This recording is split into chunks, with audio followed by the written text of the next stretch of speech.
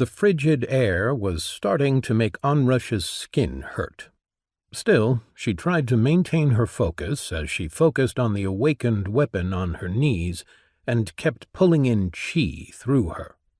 Even now, after several months of having Kagehime bonded to her, she was often surprised. Never in her life had she imagined having an awakened weapon bonded to her, and yet here she was.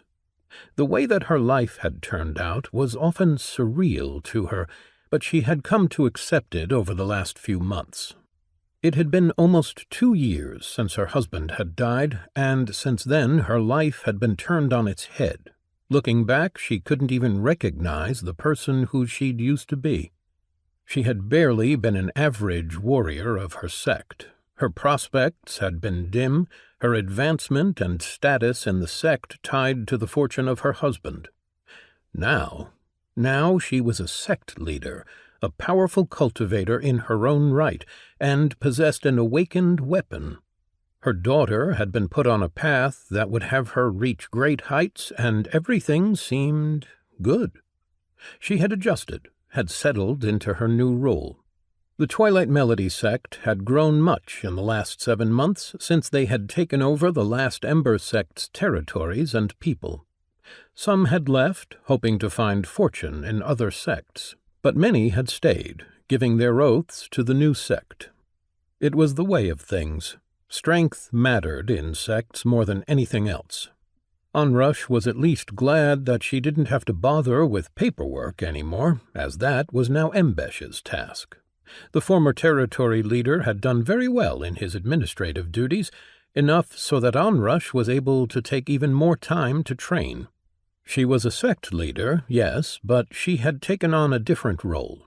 She was one of the strongest people in the sect now, and it was her job to keep working on that strength, to project it and make sure that everyone inside and outside of the sect saw it, whether they were friends or foes. Well, it was both her job and Naira's job. Onrush wasn't quite as strong as the other woman, but she planned on catching up soon. She felt the intensity of the cold slowly overcome her endurance, and she knew that she couldn't keep drawing in essence for much longer. Kagehime gave her an enormous boost to her draw-in speed, and she knew that she wouldn't have reached this point without her help. Finally, she knew that she had reached the end of her endurance, but she also realized that she was very close to filling her core. She endured for a few seconds more, her body barely holding. Then, finally, she felt her core fill to the brim. She stopped drawing in essence and stood, quickly walking out of the shrine and onto the mountain plateau. She shivered and then sighed in relief as her body recovered. "I did it," she said to no one in particular. "About time," Kagehime chimed in. "Yes," Onrush said,